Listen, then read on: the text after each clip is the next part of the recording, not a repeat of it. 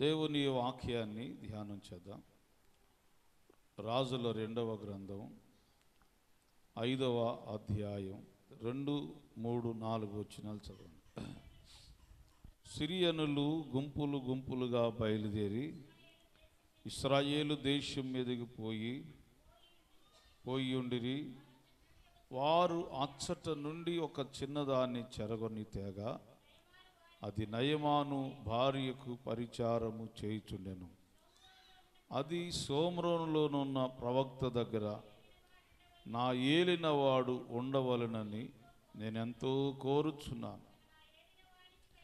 అతడు నా ఏలినవానికి కలిగిన కుష్ఠరోగమును బాగు చేయనని తన యజమానురాలితో అనెను. ప్రియులారా గమనించండి, సైన్యాధిపతి అయినటువంటి నయమాను చాలా గొప్పవాడుగా, ఒక మంచి సాక్ష్యాన్ని కలిగిన వ్యక్తిగా మనం వాక్యంలో నుంచి చూస్తున్నాం. అంటే దేవుని ఎదుట అని కాదు, కానీ తన రాజు దగ్గర మంచి సాక్ష్యాన్ని కలిగినవాడు, యజమాని దగ్గర మంచి సాక్ష్యం కలిగినవాడు. దేవుని బిడ్డలారా, వీరు ఈ సిరియనులందరూ కూడా ఒక దండుగా గుంపుగా చాలామంది వెళ్ళి ఇశ్రాయేలు దేశం మీద యుద్ధం చేశారు. వచ్చేటప్పుడు ఒక చిన్నదాన్ని చెరగొని తీసుకొచ్చారు, అంటే పట్టుకొని తీసుకొచ్చారు, బానిసగా తీసుకొచ్చారు. ఇశ్రాయేలు దేశపు చిన్నదాన్ని ఒక రకంగా చెప్పాలంటే ఇక ఆ అమ్మాయి బ్రతికినంత కాలం నయమాను ఇంట్లోనే ఉండాలి. తీసుకొచ్చారు. అలా బానిస జీవితం అనొచ్చు. ఇంకా ఆ అమ్మాయికి మరలా తిరిగి వెళ్ళడానికి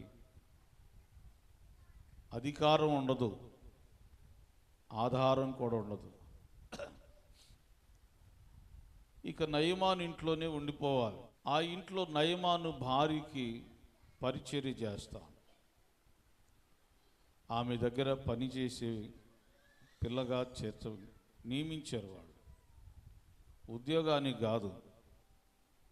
ఇక ఆ అమ్మాయి పని ఏంటంటే ఆ ఇశ్రాయేల్ దేశపు చిన్నదాని యొక్క పని ఆ ఇంట్లో నయమాను భార్యకి పరిచర్య చేయటం. ఆ దినాల్లోనంట బ్రతికున్నాం చాలే అనుకుంటారంట.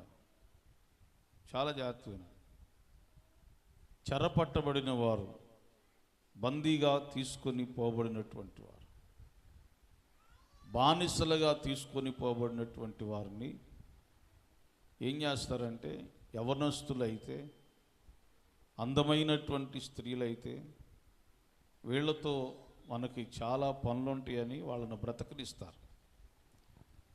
మిగతా వీడు పనికి రాడు అంటే వాడిని చంపేస్తారు, ఆహారం పెట్టకుండా చంపేస్తారు.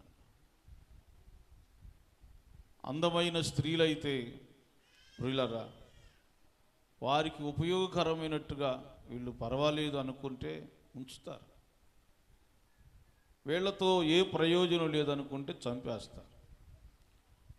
అసలు కొన్ని చరిత్ర బుక్కులు చదువుతుంటే చాలా బాధేస్తాం. భయంకరంగా, అంత కఠినంగా చంపుతారన్నమాట. కాబట్టి బానిసగా వెళ్ళిన వాళ్ళు అనుకుంటారంట, మనం బ్రతికి ఉన్నాం చాలు అనుకుంటాం. దేవునికి స్తోత్ర, హల్లెలూయా. అర్థమవుతుందా మీకు? ఎక్కడైతే ఏమి, ఏ ఇంటి దగ్గర అయితే బ్రతికి ఉన్నాము అనుకుంటారు. అలాగ పరిచర్య చేస్తున్నటువంటి ఈ చిన్నది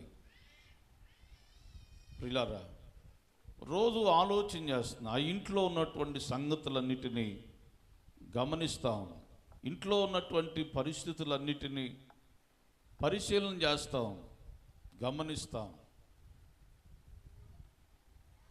వాస్తవంగా నయమాను కుష్ఠవ్యాధి కలిగినవాడు. పాత నిబంధనలో కుష్ఠవ్యాధి గురించి చాలా భయంకరంగా రాయబడి, ఇప్పుడు ప్రజల్లో వాళ్ళు ఉంటున్నారు, కానీ కుష్ఠవ్యాధి, తెల్లని పొడ, ముఖం మీద కానీ, పెదవుల మీద కానీ, ముఖం మీద ఏ స్థలంలో కానీ, శరీరం మీద ఏ స్థలంలో కానీ తెల్లని పొడ వస్తే అది కుష్టి వ్యాధిలో ఒక భాగంగా ఎంచి ఆ పొడ వచ్చిన వాళ్ళని ఊరి వెలుపలకు తీసుకుని వెళ్తారు. ఇలాగ కుష్టి వ్యాధి ప్రారంభమైన మనుషులందరినీ ఊరి వెలుపల తీసుకెళ్ళి ఒక గుహలో పెడతారు. ఆ ఇంటి వాళ్ళు ఆహారం తీసుకుని వెళ్ళి అక్కడ పెట్టి రావాలి. ఇది బైబిల్లో ఉన్న సత్యం. వారు బాగుపడితే గ్రామంలో రావడం, బాగుపడకపోతే అక్కడే చనిపోవడం. అంత భయంకరమైన వ్యాధి కలిగిన వ్యక్తి సైన్యాధిపతిగా ఉండడం అనేది ఒకంత ఆలోచించాల్సిన విషయం, ఆలోచించదగ్గ విషయమే. ఎందుకంటే ఇది పాత నిబంధనలో ఉన్నటువంటి చరిత్రే. అందులో సైన్యాధిపతిగా ఉండడం, కొంతమంది సైన్యాన్ని తయారు చేయడం, యుద్ధ నైపుణ్యతను కలిగినటువంటి యుద్ధ వీరులను సిద్ధపరచడం ఈయన పని, కమాండ్ చేయటం ఈయన పని. అలాంటి పొజిషన్లో ఇతను కుష్టి వ్యాధి కలిగి దగ్గరకు వస్తే ఏ సైనికుడు కూడా రాడు. అంటే ఏం జరిగింది అని ఆలోచన చేస్తే చాలా సీక్రెట్గా తనకున్నటువంటి బలహీనతను చాలా సీక్రెట్గా ఉంచాడు. ప్రియులారా గమనించండి, చాలా సీక్రెట్గా ఉంచాడు. కానీ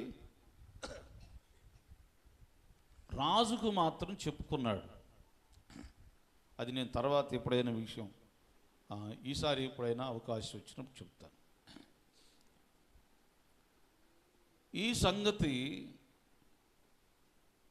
నయమాను తన ఇంట్లో ఉన్నప్పుడు ఎప్పుడు చూసిందో ఈ చిన్నది, లేదా నయమాను భార్య తనకున్నటువంటి, తన యజమానికి ఉన్నటువంటి బలహీనతని చిన్నదానికి చెప్పిందో, నేను అనుకోవడం ఏంటంటే ఉన్నతమైన వాళ్ళు, పెద్దవాళ్ళు ఇంట్లో పనిచేసే వాళ్ళకి సంగతులు చెప్పరు, వాళ్ళని చాలా బలహీనంగా చూస్తారు. కానీ ఈ చిన్నది ఆ ఇంటిలో ఉన్న అన్నిటినీ పరిశీలించి చూసిందంట, పరీక్షిస్తూ ఉంది. ఎవరైనా హింసిస్తున్న వారిని మీద కోపపడతారు, కోపాన్ని పెంచుకుంటారు. ఈ చిన్నది కూడా దానికి వ్యతిరేకంగా, నన్ను బానిసగా తీసుకొచ్చారు, నా తల్లికి తండ్రికి దూరం చేశారు, ఇశ్రాయేలు దేశంలో ఒక ఫ్రీగా బ్రతకవలసినటువంటి, స్వేచ్ఛగా బ్రతకవలసినటువంటి నన్ను మీరు చెరగొని తీసుకొచ్చారు అని లోపల వేదనతో, వాళ్ళ మీద కోపంతో ఉండాల్సినటువంటి చిన్నది ఆ ఇంటి సంగతులను గ్రహిస్తూ ఉంది. ఇందులో మనం నేర్చుకోవాల్సిన పాఠం ఏంటంటే, మొదట నీ కుటుంబాన్ని గురించి గ్రహించాలి. సామెతల గ్రంథం 31వ అధ్యాయంలో ఒక చక్కని మాట వ్రాయబడింది, చూద్దాం.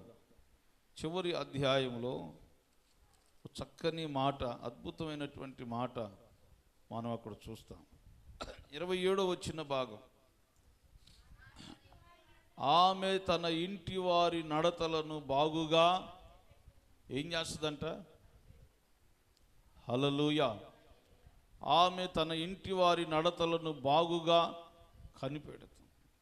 కాబట్టి మొదట దేవుని పిల్లలమైనటువంటి మనం, ఇశ్రాయేలు దేశపు చిన్నది అని ఎందుకు చెప్పానంటే, ఇశ్రాయేలు దేశంలో ఉన్నటువంటి వారు దేవుని పిల్లలు. దేవుని పిల్లలకు సాదృశ్యం విశ్వాసి. విశ్వాసి ఎక్కడున్నా కూడా, దేవుని పిల్లలు ఎక్కడున్నా కూడా పరీక్షించాలి, కనిపెట్టాలి.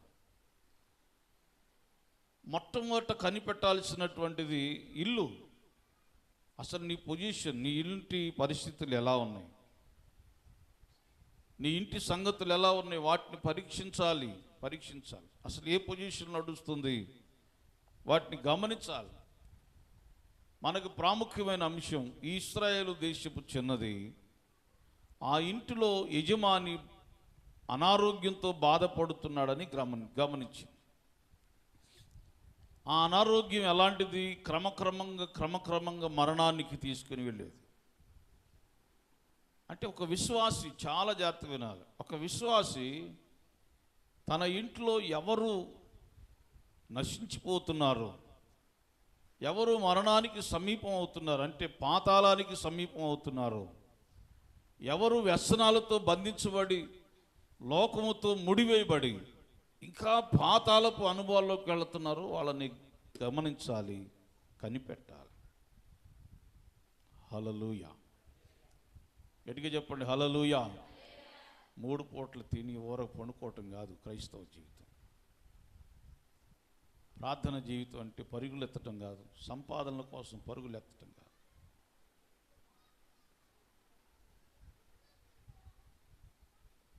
ప్రభువు నిన్ను రక్షించిన తర్వాత, ఇశ్రాయేలు దేశపు చిన్నదానివైన తర్వాత, అంటే యేసు క్రీస్తు రక్తము చేత కడగబడిన తర్వాత నీకంటూ ఒక బాధ్యత ఉంది.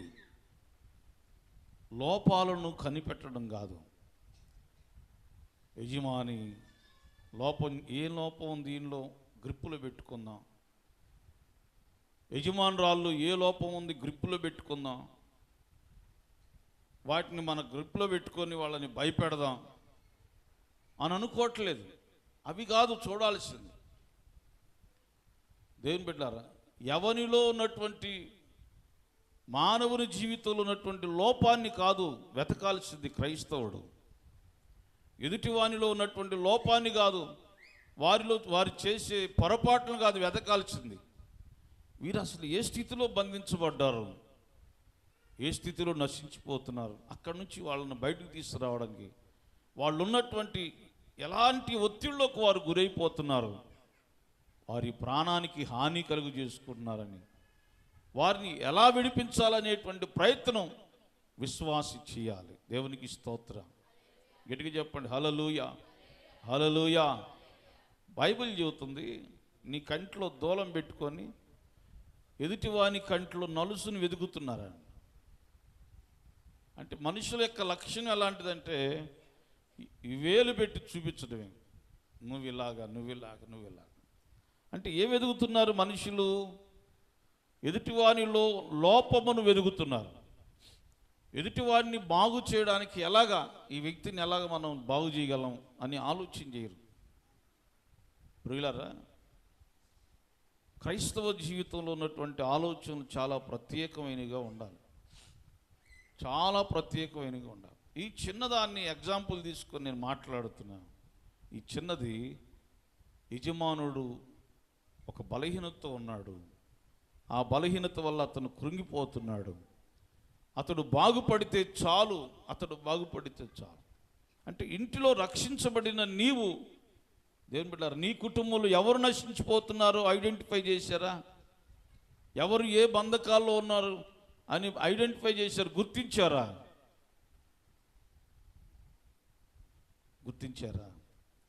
వాళ్ళ కోసం ఎంత ప్రయాసపడుతుందో చెప్తాను చూడండి. ఆ చిన్నదంట తన యజమానురాలతో చెబుతుంది, తన యజమానురాలతో మాట్లాడడం అంటే అంత ఈజీ కాదు. అందుకే ఈ సబ్జెక్ట్ని మీకు వివరిస్తున్నా.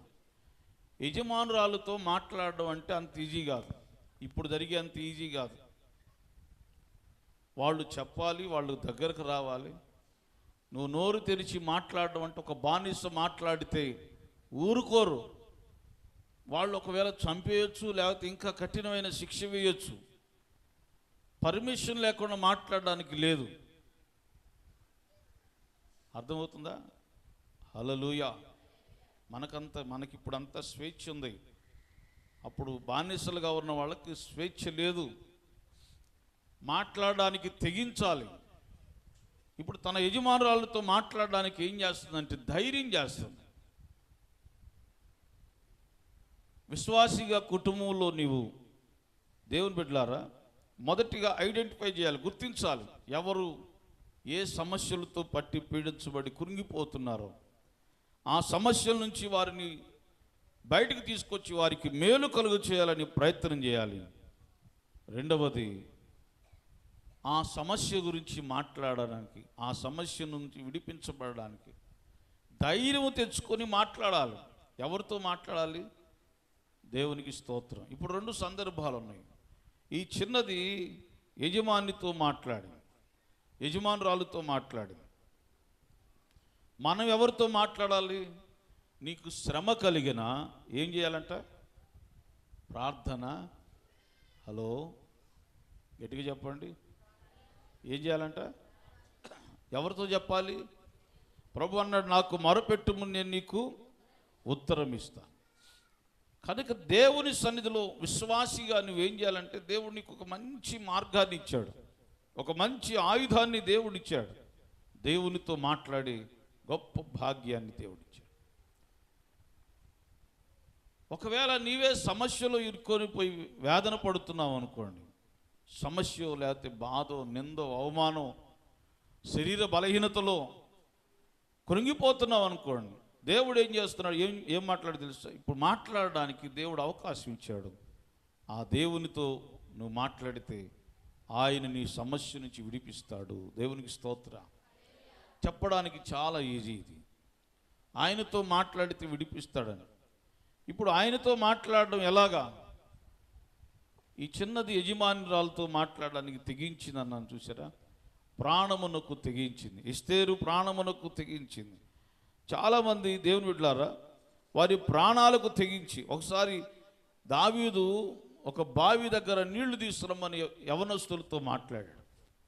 ఎందుకు మాట్లాడి తెలుసా? అయ్యా, మంచిలు తెమ్మన్నావు, ఈ బావి దగ్గర తెమ్మంటున్నావు, అదే బావి దగ్గర ఎందుకు? చాలా బావులు ఉన్నాయి కదా. ఆ బావి దగ్గర ఫిలిష్తీయులు పొంచి ఉన్నారు. ఆ బావి దగ్గరకు మనం వెళ్ళాలంటే ఫిలిష్తీయులు మనల్ని చంపేస్తారు. ఎలాగయ్యా అంటే, లేదు, ఆ బావి దగ్గర నీళ్లు తాగాలి, ఆ బావి దగ్గర నీళ్లు తీసుకురాము. ఎందుకు అన్నాడు అలాగంటే, వీళ్ళు నా కోసం త్యాగం చేయగలరా లేదా అని పరీక్ష అన్నమాట. వాళ్ళు వెళ్ళారు, తీసుకొచ్చారు.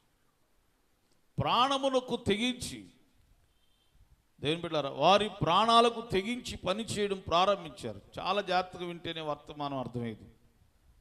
అన్ని లింక్ మెసేజ్ లాగా మాట్లాడుతున్నాం. ఇశ్రాయేలు దేశపు చిన్నదాన్ని ఆధారం చేసుకొని క్రైస్తవ జీవితాలు ఎలా నడిపించబడాలో మాట్లాడుతాం. కాబట్టి దేవునితో మాట్లాడాలి. ఏ సమస్యను ఎదుర్కొంటున్నారో ఆ సమస్యను గురించి దేవునికి మొరపెట్టాలి. ఇశ్రాయేలు దేశపు చిన్నది ఏమని చెప్తుందంటే, సోమ్రోన్లో దైవజనుడైన ఎలీషా ఉన్నాడు, నా యజమానుడు అక్కడికి వెళ్ళి అక్కడ ఉంటే దేవుడు అతన్ని బాగు చేస్తాడు ఆ ప్రవక్త ద్వారా అని చెప్పింది. ఇది మ్యాటర్. దేవునికి స్తోత్రం. హల్లెలూయా. ఈ చిన్నది యజమానుడిని ఎక్కడ ఉండమంటుంది? ఎక్కడ ఉండమంది? వినాలి, చాలాసార్లు వినుంటారు, కథలాగా వినుంటారు. ఈ చిన్నది చెప్పిన స్టేట్మెంట్ ఎలా ఉందో చూడండి ఒకసారి, చదవండి మీరు. సోమ్రోన్లో ఉన్న ప్రవక్త దగ్గర నా ఏలినవాడు ఉండవలనని నేను ఎంతో, గట్టిగా చెబుదా, హల్లెలూయా, హల్లెలూయా. ఏమంటుంది? సోమ్రోనులో ప్రవక్త ఉన్నాడు, ఎలీషా ఉన్నాడు. ఆ ప్రవక్త దగ్గర నా ఏలినవాడు ఉండవలనని నేనెంతో కోరుచున్నాను. అతడు నా ఏలిన వానికి కలిగిన కుష్ఠరోగమును బాగు చేయనని తన యజమానురాలితో అనేను. దేవునికి స్తోత్రం. ఏమంటుంది? ఇప్పుడు చదివారు కదా, ఒకసారి వినండి. ఏమంటుంది? నయమాన్ అంట ఎక్కడుండాలి? పోయి ఎక్కడుండాలి? ఎలీషా దగ్గర ఉండాలి. సాధ్యమేనా? ఆలోచన చేయండి. సాధ్యమేనా? ఒక బానిస పిల్ల సైన్యాధిపతిని ఏమంటుంది తెలుసా? నువ్వు పోయి పాస్టర్ గారి దగ్గర కూర్చో, పాస్టర్ గారి దగ్గర ఉండు అంది. దానికి కూడా ఒక ధైర్యం కావాలి తెలుసా. ఆ చిన్నది అంటుంది, నయమాను సైన్యాధిపతి అయితే అయ్యాడు, ఎక్కడుండాలి? ఎక్కడ ఉండాలి? దైవజనుని దగ్గర ఉండాలి. అతని స్టేజీ తగ్గించుకొని అతనికి ఉన్నటువంటి అధికారాన్ని అంతా పోగొట్టుకొని తర్వాత సంగతి దైవజనుడి దగ్గరికి వెళితే దైవజనుడి ద్వారా దేవుడు అతన్ని బాగు చేస్తాడు. ఎంత గొప్ప గాస్పల్ అండి! దేవునికి స్తోత్ర. హల్లెలూయా, హల్లెలూయా. మరలా ఇంకోసారి జ్ఞాపకం చేస్తాం. వెళ్ళగలడా? ఇదే మాట నయమానుతో అంటే ఎంత రెచ్చిపోతాడో. ఒక పాస్టర్ దగ్గరికి నేను వెళ్ళటం అనుకోను. అంటే ఈ చిన్నది చాలా ఫెయిత్తో మాట్లాడుతుంది, చాలా విశ్వాస ధైర్యంతో మాట్లాడుతుంది. దీన్ని బట్టి మనం ఏం నేర్చుకోవాలంటే, నీ ఇంటిలో కానీ, సంఘంలో కానీ, నీ ప్రవర్తనలో కానీ, నీ విశ్వాస ప్రయాణంలో కానీ ఏదైనా ఎలా ఉండాలి తెలుసా? విశ్వాసముతో ధైర్యం కలిగి జీవించాలి. దేవునికి స్తోత్ర. ధైర్యం కలిగి మాట్లాడాలి. నా దేవుడు తప్పనిసరిగా ఈ కార్యం చేస్తాడు, చేయండి, ఇలా జీవించండి, తప్పనిసరిగా దేవుడి కార్యం చేస్తాడు అని విశ్వాసంలో ధైర్యాన్ని సంపాదించుకోవాలి. దేవునికి స్తోత్ర.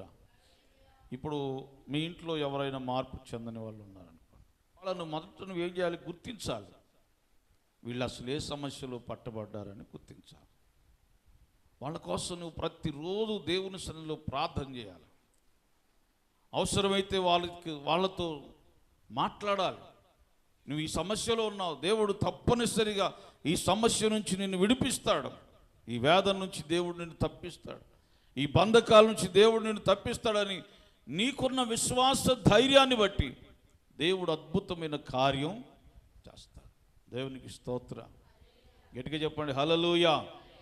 నాకెందుకులే, ఆయన ఇటుపోతే ఆమె ఇటుపోతే నాకెందుకు, ఎవరు ఏమైపోతే నాకెందుకు అనుకొని నీవు బాధ్యత లేని, భారం లేని విశ్వాసిగా ఉంటే దేవుని కార్యాలని చూడలేం. సరే, కొంచెం వాక్యం ముందుకు వెళ్తాం.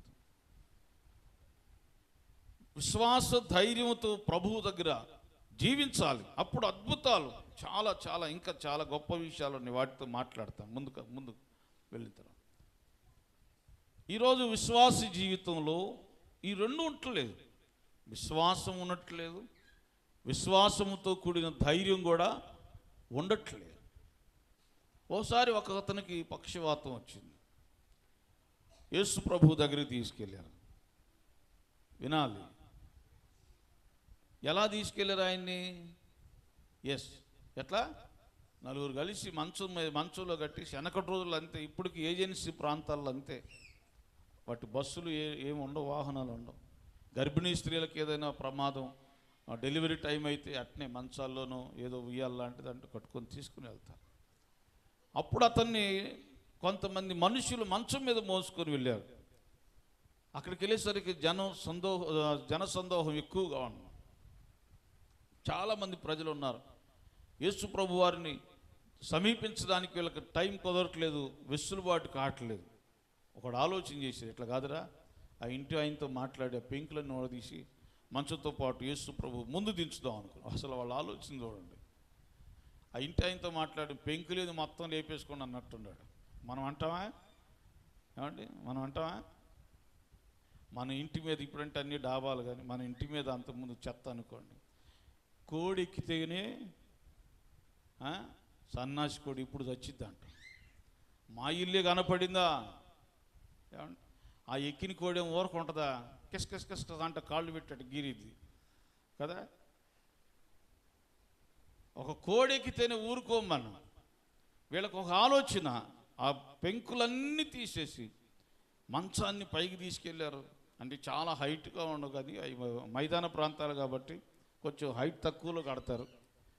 ప్రియులారా గమనించండి, ఆ మంచం తీసుకెళ్ళి డైరెక్ట్గా యేసు ప్రభు ముందే పెట్టారు. యేసు ప్రభు వారు ఏమన్నాడు తెలుసా? మీ విశ్వాసాన్ని బట్టి. ఎవరి విశ్వాసాన్ని బట్టి? మోసుకొచ్చిన వారి విశ్వాసాన్ని. వాళ్ళు ఎంత వర్క్ చేశారు చూడండి. ఈయన బాగు చేస్తాడు, ఈయన స్వస్థపరుస్తాడు, ఆయన దగ్గరకు తీసుకొని వెళ్ళాలి ఇతన్ని ఎట్లయినా సరే. వీడు పడుతున్న బాధను మనం చూడలేకపోతున్నామని ఆ మంచంతో కలిసి యేసు ప్రభు ముందు తీసుకొచ్చి పెట్టారు. ఆయన ఏమన్నాడంటే మీ విశ్వాసాన్ని బట్టి అంటున్నాడు. అంటే దేవుని పిల్లారా, కుటుంబంలో ఒక అద్భుతాన్ని, ఒక వ్యక్తి రక్షించబడ్డాన్ని, ఒక వ్యక్తి మార్పు చెందడాన్ని నీవు చూడాలి అంటే విశ్వాసములో ధైర్యము చాలా అవసరం. దేవునికి స్తోత్రం, హల్లెలూయా. విశ్వాసం అవసరం, విశ్వాసం అవసరం. ఈరోజు అది లేదు, బాధ్యత లేదు, భారం లేదు. ఎన్ని సంవత్సరాలైనా నువ్వే చర్చికి వస్తూ ఉంటావు, నీ భర్త రాడు. ఎన్ని సంవత్సరాలైనా మీ పిల్లలు చర్చికి రారు, అలవాటు చేయరు. ఇది ఎట్లా ఫీల్ అవుతున్నారంటే ప్రియులారా, ఇదేదో పెద్ద ఒక వ్యక్తి మార్పు చెందడంలో పరలోకంలో గొప్ప సంతోషం కలుగుతుంది. కానీ కాలనీలో మాత్రం ఒక వ్యక్తి మార్పు చెంది దేవుని మందిరానికి రావడం అనేది ఏదో పెద్ద గిల్టీలా ఫీల్ అవుతున్నారు. నువ్వు నరకానికి పోకుండా యేసు ప్రభు వారు పరలోకానికి తీసుకెళ్తాడయ్యా, ఇది మార్గం, ఇది పరలోకం అయ్యా, పరలోకానికి మార్గం అయ్యా అని వాక్యం బోధిస్తుంటే వాళ్ళకేదో పాపం వాళ్ళ ప్రెస్టేజ్ పోయినట్టుగా ఫీల్ అవుతున్నారు. సరే, వాళ్ళు ఫీల్ అయ్యేది అలా ఉంచండి. అసలు మీకు అసలు ఆ భారం రావట్లా. అయ్యో, నా భర్త పరలోకానికి రావాలి, నా పిల్లలు పరలోకానికి రావాలి, వీళ్ళు ఈ సమస్యలో ఉన్నారు, వేదనలో ఉన్నారు, బంధకాల్లో ఉన్నారు, సాతానుడు వీళ్ళని వ్యసనాల్లో బంధించాడు, వీళ్ళ కోసం నేను దేవుని పాదాలు పట్టుకొని బ్రతిమలాడాలి అని చేస్తున్నారా? ఎంతకాలం నువ్వు ఒక్కదానివి బైబిల్ పట్టుకొని హడావుడిగా మందిరానికి వస్తావు? ఏమండి, హల్లెలూయా. ఎంతకాలం వస్తావు? క్రీస్తు శిలువ మోసే బాధ్యత ఉండాలి. ఈ చిన్నది సిరియా దేశానికి వచ్చింది, ఏ బాధ్యత మోస్తుంది? ఇశ్రాయేలు దేశపు చిన్నది ఏ బాధ్యత మోస్తుంది? దేవుని పని నాది అనే బాధ్యతని మోస్తుంది. సిరియా దేశం వెళ్ళిపోయాను కదా, నా ఇష్టం వచ్చినట్టుగా నేను బానిసగా వచ్చాను, దేవుడు అనేవాడు ఉంటే నన్ను ఎందుకు బానిసగా అప్పచెబుతాడు, కాబట్టి ఇక నాకు ప్రార్థన ఏమొద్దు అని వదిలిపెట్టలేదు. వదిలిపెట్టిందా? హల్లెలూయా, హల్లెలూయా. విశ్వాసికి ఊరు మారినా, ప్రాంతం మారినా, రాష్ట్రం మారినా, దేశాలు ఖండాలు మారినా, ఎక్కడికి వెళ్ళినా కూడా విశ్వాసి సాక్షి విశ్వాసిగానే ఉండాలి. గట్టిగా చెబుతాం, హల్లెలూయా, హల్లెలూయా. సిరియా దేశం వెళ్ళాలి అని చెప్పి సిరియా దేశంలో డ్రెస్సులకు అలవాటు పడాలి. బబులోను దేశానికి వెళ్ళాం కదా అని బబులోను దేశంలో పద్ధతులకు అలవాటు పడలేదు. ఐగుప్తు దేశానికి వెళ్ళాం కదా అని ఐగుప్తు దేశపు అలవాట్లకి వాళ్ళు బలహీనులు కాలేదు. నేను చెప్పింది ఇప్పుడు దాకా బబులోను దేశం ఎవరు వెళ్ళింది? షద్రక్, మేషక్, అబెదనెగో, దానియేలు. ఐగుప్తు దేశం వెళ్ళింది, మోసే వెళ్ళాడు, యోసేపు వెళ్ళాడు. అక్కడికి వెళ్ళిపోయాం, దూరం వెళ్ళిపోయాం కదా, బాధ్యతలు లేవు ఇక మనకి. I am freedom, I am free bird. అబ్బా, రెక్కలు ఎగురు వస్తుంది. చూడండి, నాకు కూడా అనిపించింది ఒక్కోసారి, ఒక ఫంక్షన్కి వెళ్ళినప్పుడు వీళ్ళు మా విశ్వాసులేనా అన్నట్టుంటుంది. ఊరుకో, మా విశ్వాసులు కాదులే అనిపించింది, వీళ్ళు వేరే వాళ్ళే అనుకుంటా. నేనే ఎండనబడి వచ్చాను, నా కళ్ళే కొంచెం ఆరుపు రెప్పలుగా ఉంటే పొరలకు అడ్డం వచ్చి ఉంటాయి. మా విశ్వాసులు కాదేమో. నా పక్కన అంటాడు, మీ విశ్వాసేనండి. అట్ట దెయ్యాల్లాగా ఉండరులే మా వాళ్ళు పరిశుద్ధులుగా ఉంటారండి. హల్లెలూయా. విశ్వాసికి విశ్వాసిలా కనపడరు. వస్త్రధారణలు మారుతాయి, ఆలోచనలు మారుతాయి, పద్ధతులు మారుతాయి. దేవుని మందిరంలో ఉన్నప్పుడు పరిశుద్ధులుగా, వేరొక స్థలంలోకి వెళ్ళినప్పుడు నేను దేవుని కుమారుణ్ణి, దేవుని కుమార్తెను అనేటువంటి ఆ తత్వాన్ని మర్చిపోయి ప్రవర్తించేవాళ్ళు, భారము లేనటువంటి వాళ్ళు. ఇక్కడ కాదు, నిన్ను ఏ దేశం తీసుకెళ్ళి పెట్టినా అక్కడ కూడా దేవుని పని భారము సిలువను మోసే విశ్వాసిగా ఉండాలి. ఇశ్రాయేలు దేశము చిన్నది, అదే భారం కలిగి ఉంది. దేవునికి స్తోత్రం. నయమాను, నీకు రాక వచ్చింది కుష్ఠరోగం, నాకంటే పడ్డా, నన్ను బానిసగా తీసుకొచ్చా కాబట్టి నువ్వు తొందరగా నాశనం అయిపోతావు అనుకుందా మనసులో? అనుకుందా? హల్లెలూయా, హల్లెలూయా. అనుకోలేదు. అతనికి మేలు చేయాలనే తలంపు, దేవుని పని భారం. ప్రియులారా, విశ్వాసి నేత్రాలు ఎలాంటి నేత్రాలు తెలుసా? మనము పగటి వారమే కానీ చీకటి వారము కావు. మన నేత్రాలు వెలిగింపబడినవై, మన నేత్రాలు మనోనేత్రాలుగా వెలిగింపబడినవై, పైన వాటినే చూసేటట్టుగా మన నేత్రాలు ఉండాలి. అంటే ఈ చిన్నది ఏం చూస్తుంది తెలుసా? ఈ వ్యక్తిని దేవుడు బాగు చేయాలి. ఈ వ్యక్తి ఏ శ్రమలో ఉన్నాడో, ఏ ఆటంకాల్లో ఉన్నాడో, ఏ బంధకాల్లో ఉన్నాడో, ఏ బలహీనతలో ఉన్నాడో, యేసయ్య ఇతన్ని బాగు చేయాలి. ఇదే ఆమె కాన్సెప్ట్ అంతా. మరి మన ఉద్దేశాలు, తనకున్న భారం అది. ఒక ప్రక్క ఆమె కాళ్ళు ఒత్తుతుందో, పరిచారం చేస్తుందని బైబిల్ రాయబడింది. నయమాను భార్యకి కావలసిన పని, నయమాను భార్యకి పరిచారం చేసే స్త్రీగా, పని మనిషిగా ఉన్నటువంటి ఈమె చిరాకు అనేది లేకుండా వాళ్ళ బాగు కోరుకుంటున్నటువంటి, వాళ్ళ క్షేమం కోరుకుంటున్నటువంటి వ్యక్తిగా ఉంది.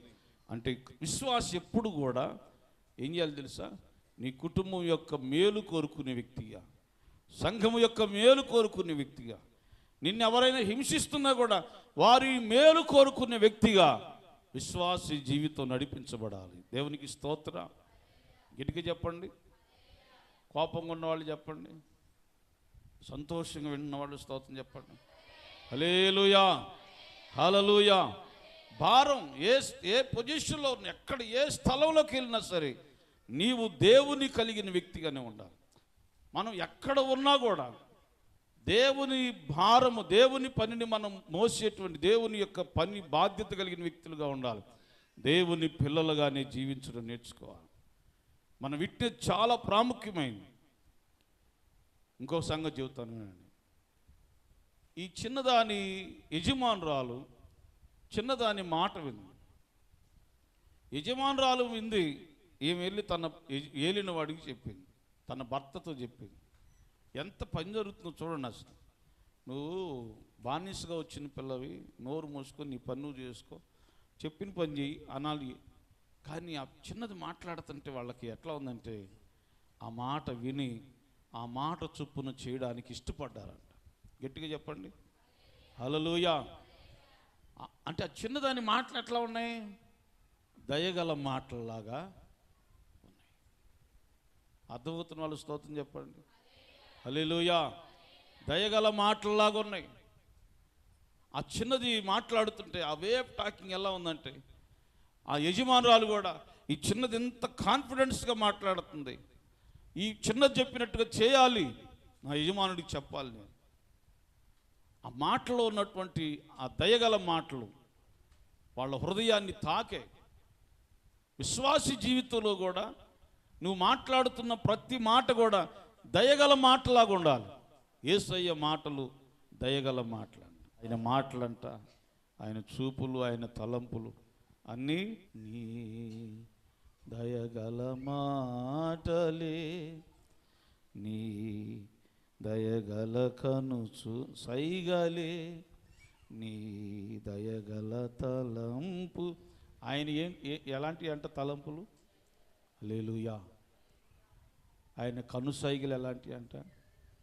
ఆయన మాటలు అంటే ఇశ్రాయేల్ దేశం చిన్నదాని గురించి మాట్లాడుతున్నప్పుడు వాళ్ళు ఆమె ఇచ్చిన సలహాని రిసీవ్ చేసుకున్నారంటే, ఆ చిన్నది చెప్పిన సలహాని రిసీవ్ చేసుకున్నారంటే ఎంత దయతో మాట్లాడు కదా. గట్టిగా చెప్పండి. హల్లెలూయా. ఇంకో మాట చెప్పమంటారా? నయమాను ఎక్కడెక్కడ వైద్యులు ఉన్నారో అంత పెద్ద పెద్ద నాటు వైద్యులు, ఆ దేశంలో ఉన్నటువంటి, ఆ ప్రాంతాల్లో ఉన్నటువంటి రాజులు సైతం రికమెండేషన్ తీసుకొని వైద్యం చేయించుకుంటున్నటువంటి సందర్భాలు అవి. ఈ చిన్నదాని మాట పాస్టర్ దగ్గరికి పోతే ఎట్లా తగ్గింది? పో మాట్లాడబాకు, చిన్నదానికి ఏం తెలుసు, చిన్నది చెప్తే నేను ఒక పాస్టర్ దగ్గరికి వెళ్ళి ఒక ప్రవక్త దగ్గరికి వెళ్ళి కూర్చోవాలా? ఏమంటే మీరు అంటారు ఎప్పుడైనా మనసు బాగలేదు, నెమ్మది లేదు, పాస్టర్ గారి దగ్గరికి వెళ్ళి పాస్టర్ గారి వాళ్ళ దగ్గరికి వెళ్ళి కొంచెం అక్కడ కూర్చొని నెమ్మది పొందాం, ప్రశాంతత, వాళ్ళు ఏం చెప్తారో ప్రార్థన చేయించుకుందాం అనుకుంటాం మనం? అనుకుంటారండి? నిజంగా చెప్పండి, అనుకుంటారా? సలహా కోసం పాస్టర్ దగ్గరికి వచ్చేవాళ్ళు ఉండరా? ఆ మాటలు దయగల మాటలు. ఆ అమ్మాయి చెప్పిన మాటలకి వాళ్ళ భార్యాభర్తలు ఇద్దరు కూడా ఆ పని చేయాలి, ఆ పని మనం నెరవేర్చాలి. ఒక చిన్నది చెప్పిన సలహాని తీసుకున్నారు. దీన్ని బట్టి మనం నేర్చుకోవాల్సిందంటే, నీవు చెప్పిన సలహా, నీవు ఇచ్చిన ఆలోచన, నీ మాటలు, నువ్వు చెప్పే విధానం అంతా కూడా దేని పెట్టారు? నీ కుటుంబం కానీ, సంఘంలో కానీ, నీ స్నేహితులు కానీ, ఒకవేళ బంధకాల్లో ఉన్నవాళ్ళు కానీ వాళ్ళని తీసుకునేటట్టుగా ఉండాలి. దేవునికి స్తోత్రం, హల్లెలూయా. రైట్, ఎప్పుడు మారుతారా నువ్వు?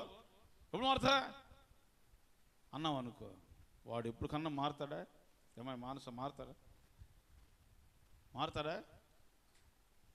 తాగి వచ్చాడు అనుకో ఇంటికి, అరే కుక్క, ఎంతకాలం తాగుతారా? డబ్బులన్నీ దారబోస్తున్నారా? కుక్క, ఎప్పుడు మారుతారా? కుక్క, నీకోసం ప్రార్థన చేయలేక సస్తున్నారా? కుక్క అన్న వాడు ఎప్పుడు కన్నా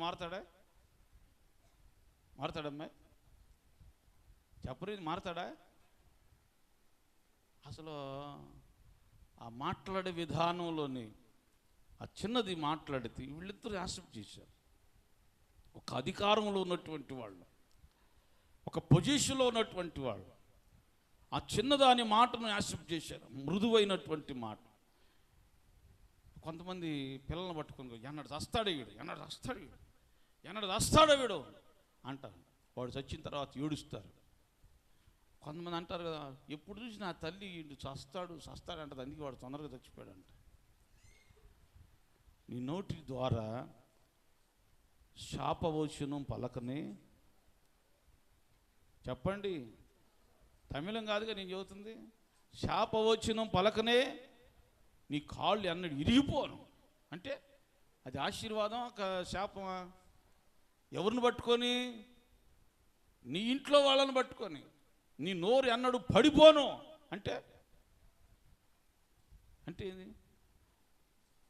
నీ కృప తప్ప వేరొకటి లేదయా, ఏమున్నా లేకున్నా నీ కృప నాకు చాలు అని చక్కగా పాడుకొని ఇంట్లోకి వెళ్ళి యజమాని, నీ కాళ్ళు ఎన్నడు ఇరిగిపోను, నీ నోరు ఎన్నడు పడిపోను అంటున్నావు అనుకోండి. ఇక్కడేమో కృప తప్ప అంటున్నావు, ఆడకి వెళ్ళి కాళ్ళు ఇరిగిపోను అంటున్నావు. ఏమైంది?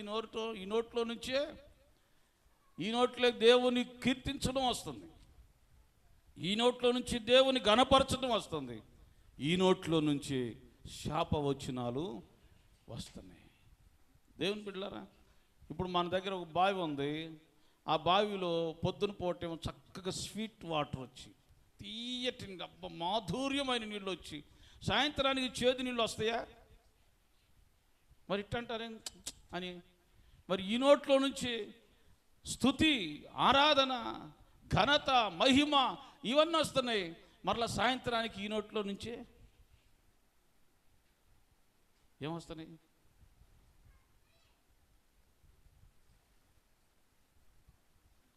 ఏమంటే కోడిని ఆలాడి తీసి ముక్కలు వేసి కట్ చేసినట్టుగా ఏం మాట్లాడుతుంది? ఈ నోట్లో నుంచే, ఒక బావిలో నుంచి ఒకే వాటర్ వస్తుంది. అది మనకి జ్ఞానోపదేశం. కనుక విశ్వాసి నేర్చుకోవాల్సింది, నీ మాటలు దయగల మాటల్లాగా ఉండాలి. నీవు మాట్లాడినప్పుడు వారు దాన్ని రిసీవ్ చేసుకోవాలి. నిజమే, ఎందుకు చెబుతున్నారు? నా మంచి కోసమే కదా అని వారి జీవితాలు దిద్దుబాటు చేసుకునేటట్టుగా నీ మాటలు ఉండాలి. దేవునికి స్తోత్రం. అది అంత ఈజీ కాదు, చెప్పినంత ఈజీ కాదు. నీ మాట దయగల మాటగా ఉండాలంటే ఫిలిప్పీయులకు రాసిన పత్రిక 2వ అధ్యాయం ప్రకారం క్రీస్తు యేసునకు కలిగిన ఈ మనస్సును నీవు ముగింపులోకి వస్తున్నా. అయిపోయింది, టైం అయిపోయింది. చాలా ఫాస్ట్గా 1-2 నిమిషాల్లో ముగించేస్తాను. ఈ చిన్నది చెప్పిన దాన్ని ఆ భార్యాభర్తలు ఇద్దరు కూడా అంగీకరించారు. దేవుని బిడ్డలారా, అంగీకరించి ఏం చేశారు? వెంటనే క్రియ ప్రారంభించారు. చూడండి, విశ్వాసంతో ప్రవచించినట్టుగా నా దైవజనుడు సోమ్రోల్లో ఉన్నటువంటి దైవజనుడి దగ్గర ఉంటే, ఈ నయమాను ఏలినవాడు ఉంటే బాగుపడతాడని విశ్వాసంతో పలికింది. క్రియ స్టార్ట్ అయింది. నయమాను వెళ్ళి ఎలీషా దగ్గర 7 మారులు యోర్దానులో మునిగాడు. పసిపిల్లవాని దేహములాగా మార్చబడ్డాడు. గట్టిగా చప్పట్లు స్తోత్రం చెప్పండి. హల్లెలూయా, హల్లెలూయా. నీవు విశ్వాసంతో, ఇందులో మనం నేర్చుకోవాల్సింది, నీవు విశ్వాసంతో అడుగులు వేస్తే వాడు ఎంత బలహీనతలో ఉన్నవాడైనా, ఎంత సమస్యలో ఉన్న కుటుంబమైనా, వేదనలో ఉన్న కుటుంబమైనా, సంఘం నేర్చుకోవాల్సిందే తెలుసా? విశ్వాసంతో దేవుని పాదాలు పట్టుకోవడమే. అద్భుతమైన కార్యాన్ని చూశారు అక్కడ. దేవునికి స్తోత్రం. గట్టిగా చెప్పండి హల్లెలూయా, హల్లెలూయా. 3 రోజులు కొండ మీద ఉండి దేవుని వాక్యాన్ని వింటున్నారు. యేసు ప్రభు వారి యొక్క బోధ విన్నారు. యేసు ప్రభు వారు అన్నాడు, 3 రోజులు ఉంచిన తర్వాత వాళ్ళని ఫ్రీగా అలా పంపించడం మంచిది కాదు. కొంతమంది పెద్దవాళ్ళు ఉన్నారు, దారిలో వారు సమస్యలు పడిపోతారు కనుక వాళ్ళకి ఏదైనా ఆహారాన్ని సిద్ధపరచండి. శిష్యులు చేతులు ఎత్తారు. ఎంతమందికి మేమే ఆడబెట్టాము. పిలుపుని అడిగాడు, పిలుపు ఆహారాన్ని సిద్ధపరచు అంటే, అయ్యా ఇంతమంది 1000 మంది ప్రజలు ఉన్నారయ్యా. అంతేనా? 1000 మంది 100 మంది? సంవత్సరం బాబాయ్ ఎంతమంది? ఇంకా ఎక్కువ ఉన్నారు కదా. పురుషులే 5000 మంది ఉన్నారు కదా. ఎంతమందికి ఏం చేస్తావంటే, అప్పుడు ఒక వ్యక్తి అన్నాడు, ఒక పిల్లోడి దగ్గర 5 రొట్టెలు 2 చిన్న చేపలు. దేవునికి స్తోత్రం. హల్లెలూయా. సమయం లేదు, ముగిస్తున్నా. ఇది కూడా చాలా పెద్ద సబ్జెక్టు, కొంచెం వివరణ ఉంది దీంట్లో. ఆ పిల్లవాడి దగ్గర ఎందుకు 5 రొట్టెలు 2 చిన్న చేపలు ఉన్నాయో, అసలు పిల్లవాడి దగ్గర ఎందుకు ఉండడానికి కారణం ఏంటి? పక్కన ఆకలైన వాళ్ళకి ఆకలి తీసుకోలేదా? ఏం జరిగింది? ఆకలి అయితే రొట్టెలు లాక్కొని, అవసరమైతే పిల్లలను చంపి కూడా రొట్టెలు లాక్కొని ఆహారం తిన్నటువంటి సందర్భాలు ఉన్నాయి. ఆ పిల్లవాడి దగ్గర 5 రొట్టెలు ఎందుకు ఉండాల్సి వచ్చింది? దేవుని మహిమ కొరకు కొన్ని దేవుడు దాచి పెడతా ఉంటాడు. సరే, ఆ పిల్లవాడు, దేవుని బిడ్డలారా, ఆ పిల్లవాడి దగ్గర 5 రొట్టెలు 2 చిన్న చేపలు తీసుకొచ్చారు. ఇప్పుడు చెప్పండి, మీరు పిల్లవాడి దగ్గర ఏమైనా తీసుకోగలుగుతాం మనం? తీసుకోగలుగుతావా? ఈ బ్లెస్సీ దగ్గర ఏమైనా తీసుకోండి, ఎంత కోపం చూసి అంటున్నారు. పిల్లవాడి దగ్గర ఏం తీసుకోలేము. కానీ ఆ పిల్లవాడు 3 రోజుల నుంచి దేవుని వాక్యాన్ని విన్నాడు. యేసయ్య ఏది మాట్లాడాడో దాన్ని చేయడానికి ఇష్టపడ్డాడు. దేవునికి స్తోత్రం. హల్లెలూయా. కాబట్టి ప్రియులారా, వాక్యం ఏం చేస్తుందంటే మన బ్రతుకుల్ని మార్చేస్తుంది. మోకాళ్ళ అనుభవం ఏం చేస్తుందంటే సాత్వికమైన మనసును తీసుకొస్తుంది. దేవుడు కొన్నిటి నేర్పిస్తాడు. ముగింపు మాటకు వస్తుంది, అందుకే తొందరగా క్లోజ్ చేస్తాడు. దేవుడు మనకు కొన్నిటి నేర్పిస్తాడు. నువ్వు మోకాళ్ళ అనుభవం కలిగి ప్రార్థన చేయటం నేర్చుకో. ఎక్కువ సమయం ప్రార్థనలో గడపడం నేర్చుకో. నీ మాట మధురంగా మార్చబడుతుంది. నీ చూపు మనోనేత్రాలు కడగబడి, మనోనేత్రాలు వెలిగింపబడి, నువ్వు చూసే ప్రతిదీ కూడా ఆత్మీయంగా కనపడుతుంది. దేవునితో హనోకు నడిచినట్టుగా దేవునితో నడిచే అనుభవాలు నీకు దేవుడు ప్రత్యక్షంగా చూపిస్తాడు. ఈరోజు ఎందుకు దయగల మాటలు రావట్లేదా అంటే, నీ మోకాళ్ళు ఉంచి నువ్వు ప్రార్థన చేయట్లేదని అర్థం. అందులో ఏ సందేహం లేదు. ప్రార్థన చేయని వాడికి కఠినమైన మనసు ఉంటుంది. దేవుని వాక్యం చదవని వారికి కఠినమైన మనసు ఉంటుంది. దేవుని బిడ్డలు గమనించండి. దయగల మాటలు రావడానికి గల కారణం అంటే, ఇశ్రాయేలు దేశపు చిన్నది ఏం చేసే వ్యక్తి తెలుసా? వాళ్ళ పద్ధతిని వెంబడించే వ్యక్తి. బైబిల్ చదవడం, వారికి ఉన్నటువంటి అధ్యాయాలను ధ్యానం చేయటం, ప్రార్థన చేయటం, వీళ్ళకి దేవుడిచ్చినటువంటి భాగ్యం అది. దానికి మంచి ఉదాహరణ నేను చెప్తున్నానంటే, దానియేలుని సింహాల బోన్లో వేయడానికి గల కారణం ఏంది? అసలు నేను చావనన్నది వస్తారు అని ప్రార్థన మాత్రం మానను అంటే వాళ్ళకు ఒక అనుభవం. ఏంటది? మోకాళ్ళ అనుభవం. మోకాళ్ళ అనుభవం. నీకు దయగల మాటలు రావట్లేదంటే మోకాళ్ళ అనుభవం నీ జీవితాల్లో లేదు. ఇందులో ఏ సందేహం లేదు. ప్రార్థన చేసే అనుభవం లేదు. నీ నోటి ద్వారా దూషించే మాటలు వస్తున్నాయి అంటే నీకు ప్రార్థన చేసే అనుభవం లేదు. అందుకే నీకు దయగల మాటలు రావు. నీ నోట సరస్వక్తులైనను బూతులైనను నీ నోట రానివ్వకూడదు. చాలా డిసిప్లిన్గా ఉండాలి క్రిస్టియన్ లైఫ్ అంటే. దేవుని బిడ్డరా, ఇశ్రాయేలు దేశపు చిన్నది చెప్పిన మాటను బట్టి, ఆమెకున్నటువంటి విశ్వాసాన్ని బట్టి ప్రభు అద్భుతమైన కార్యం చేశాడు. నయమాను తన స్థితిని తగ్గించుకొని సేవకుడి దగ్గరికి వెళ్ళాడు. సేవకుడు చెప్పినట్టుగా చేశాడు. మొదట కొంత వ్యతిరేకించిన సేవకుడు చెప్పినట్టుగా చేశాడు. అద్భుతమైన స్వస్థతను సంపాదించుకున్నాడు. దేవుని మాటకు లోబడండి. ఇశ్రాయేలు దేశము చిన్నది, వేరే ప్రాంతానికి వెళ్ళినా కూడా భారము కలిగిన విశ్వాసిగా కనబడుతుంది.